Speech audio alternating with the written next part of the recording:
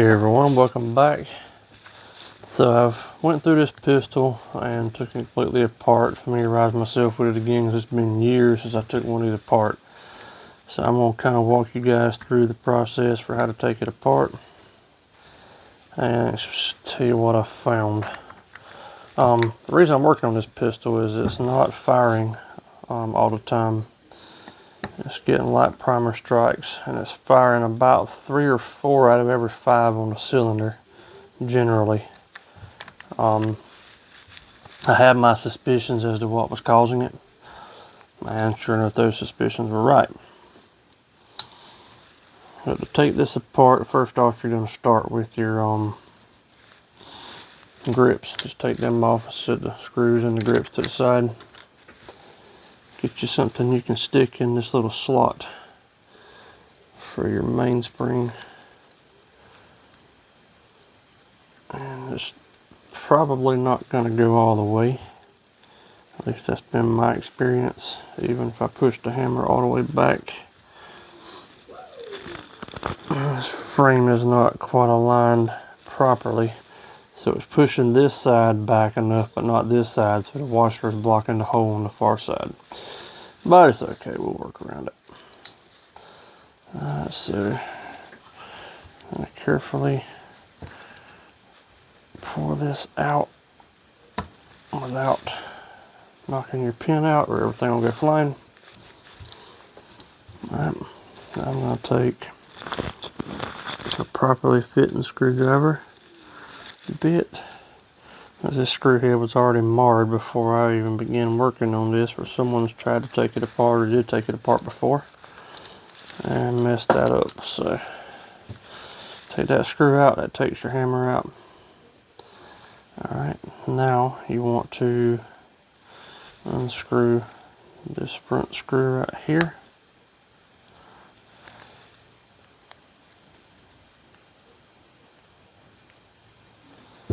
And there's no spring or anything behind this, so you don't have to worry about a spring flying out. And pull your pin and your entire crane and cylinder will come out. Alright, now is the trickier parts. So what I want to do is take a pin, 16th inch punch, and tap out this pin right here. Okay, I'll just fall through. Now I can remove the bottom trigger guard. Okay, now you want to be careful because there's a spring right here. That's your hand spring. So I'm going to take a little pick and I'm going to come in here and slide it inside, push it back and let it come out like that so you don't lose it. And then I'm going to unscrew this last screw that holds the trigger assembly in place, and that'll drop out. Now I'm missing one part here. I left that on purpose. Part of my testing procedure, and that is the transfer bar. It's just a spring. I suspected that this was what was causing the issues with the function of this pistol, and I was correct. I test fired this pistol with this in place. I had 3 out of 5 rounds go off. The first time they were struck, had to restrike 2. Repeated that again, and then whenever I took this out and assembled the gun back, it worked just fine. I fired 2 cylinders of the same ammo with no issues.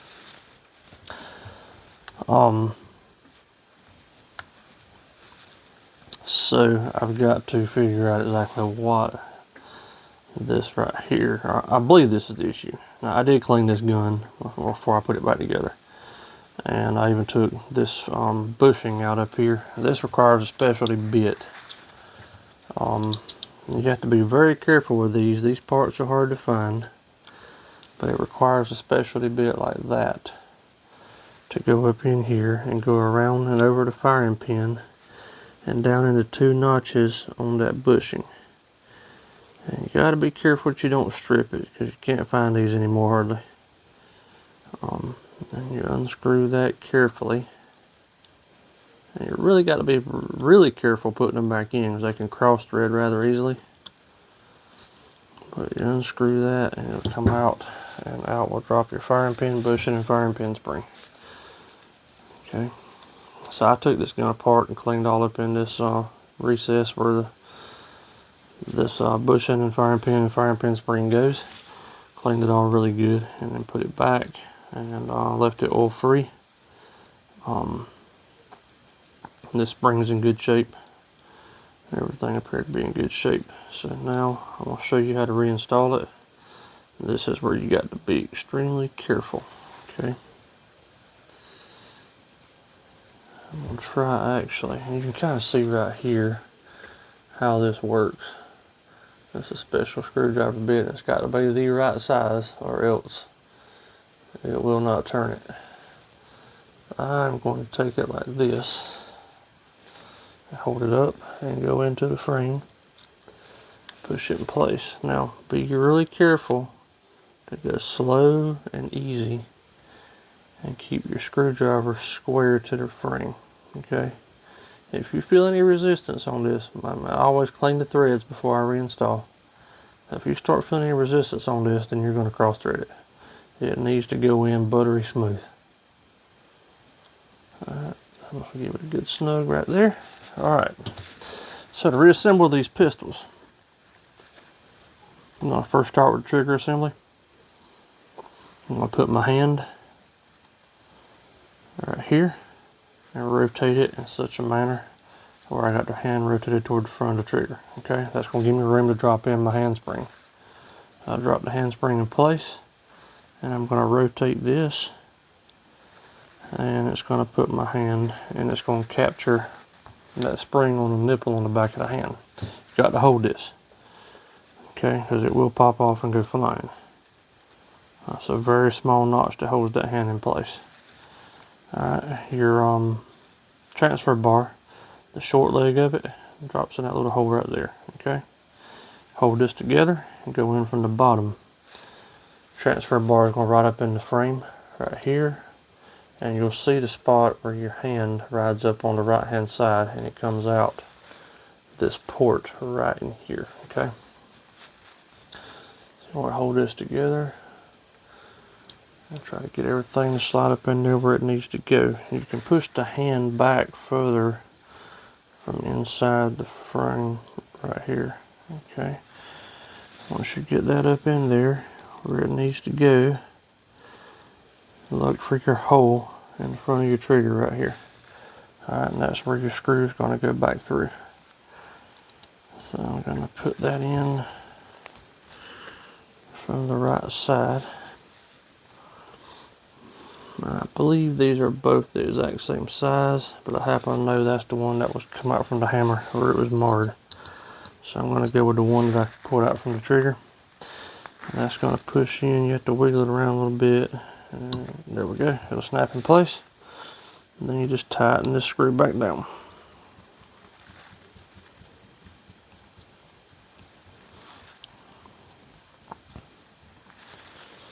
Next, you want to take your hammer, put it in from the top, and it's got the index with the back of your trigger right here.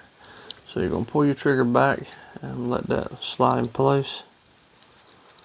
Okay, and then pull it forward until your hammer hole lines up with your hammer. Right, like, well, almost had it.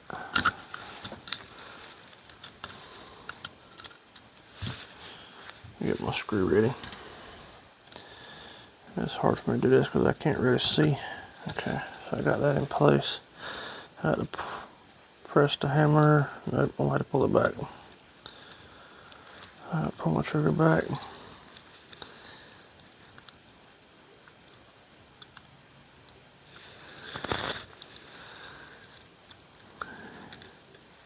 Oh, there's the indexing right there. You hear it snap in place. It's kind of hard to hold, but you get it just right. You can slide that pin in there. It'll retain your hammer. Okay. I hope I'm getting all this on film with my connection. I got my computer set up here in the corner so I can see what I'm doing on camera, but My link to Windows connection has apparently went away in the middle of recording, so I can't really see anything as far as what's showing up on camera, so my apologies if it winds up being cut off. Alright, so now your hammer should be in place, and your trigger should actuate and move your hammer when you pull on it a little bit, okay? You want to take your mainspring, this thicker arm of it goes up. Put that in place. What you're going to have to do, because like I said, this frame apparently is made off-centered or something. I'm not sure exactly what's going on there, but it's not compressing evenly on both sides. It's compressing more on this side than that side. So I'm going to take a punch and I'm going to compress that washer up towards the hammer enough to let that slide into place. Now it's going to be loose and it's going to want to fall out.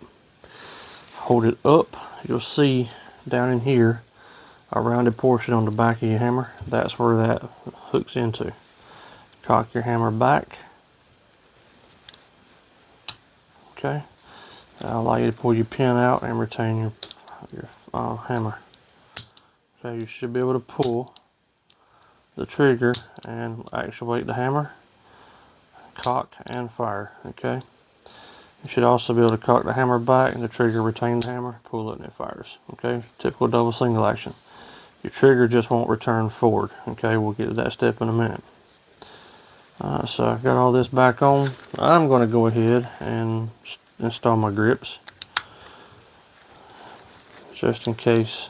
I like to do that just in case something goes wrong with that hammer spring and wants to pop out of its position.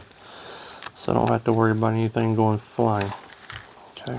Put my different bit on right here. And just tighten the grip screws nice and snug. You don't have to over tighten them because you'll break the plastic. Okay.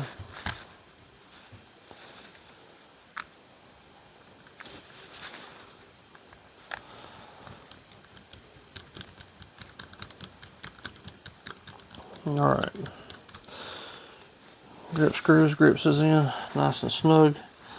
Now, here comes the tricky part. If you don't know what you're doing, this kind of can be a pain in the butt. And it still can be a pain in the butt even if you know what you're doing. You want to get this started. This trigger guard goes over your trigger. And you see the back of it indexes in your frame. Okay, right there. The tricky part is, the spring right here has got to be down and up under the 3 prongs on your trigger. You got 2 trigger prongs right here, then you got your cylinder stop. Your cylinder stop's being pushed forward by a spring down here underneath it in the trigger. Okay, that's what's really a pain in the butt. You've got to get this up and in here into this slot, and at the same time, you've got to press this down where the leg of that spring, you can see it right here in the window, hopefully. Right there, you got to get it down and up under the 3 prongs on this trigger. Okay, so I'm taking a 1/16 inch punch and I'm pushing down and back. And then that should allow the trigger guard to go up into place. And it went up into place, but it bounced back out. This is, like I said, this is very tricky. And you're just going to want to catch on that middle, that center leg right there, which is your cylinder stop. So you kind of got to try to keep it up and press that spring down and backwards, just like that. And now it popped into place, okay? And now I'm going to take my pin, tap it in to almost flush. I'll take a brass punch, send it home the rest of the way, okay? Now everything should function. The trigger should return, should cock and fire, and your cylinder latch should be upwards where it catches your cylinder. So now you're going to install your cylinder and crane back in right there. Put your screw back in the front. You have to wiggle it till that goes in place and falls through. Then I'll close everything, lock it in place. And then finally,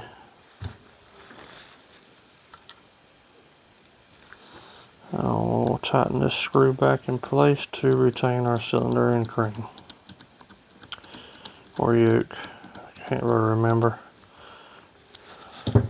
which is caught on this style. Pretty sure that's the crane though. It just doesn't really have a yoke like a Smith & Wesson does. Or else it has the yoke and doesn't have the crane. I can't remember right now. But anyway. So I got everything assembled back together. And I'm seeing immediately, I'm not seeing any firing pin protrusion at all. So there's no danger of me dry firing. This is not hitting anything to damage it. So I'm going to take and put my finger back over it. I am feeling a little bit more strike than I was feeling initially with this revolver. When I was holding my finger there before I cleaned it and took everything apart and worked on it. So I'm thinking that maybe, just maybe, I've got it fixed. So I'll now test fire it and see how it fires. And if not, I'll know there's an issue with that transfer bar.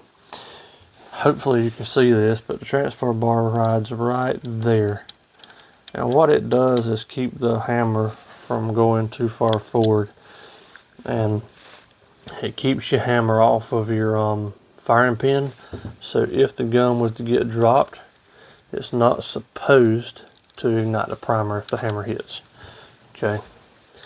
And when you actually cock the gun and fire it with the trigger, that transfer bar is supposed to drop enough to allow the firing pin to, or the hammer to strike the firing pin and move it forward enough to reliably ignite the rim of the cartridge case. However, it was not doing that before. It does seem to me to have much more pressure against my finger there. It still isn't protruding through the window. And I can press it. If I pull the trigger and push the hammer, I can see it protruding. Hopefully you can see that right there.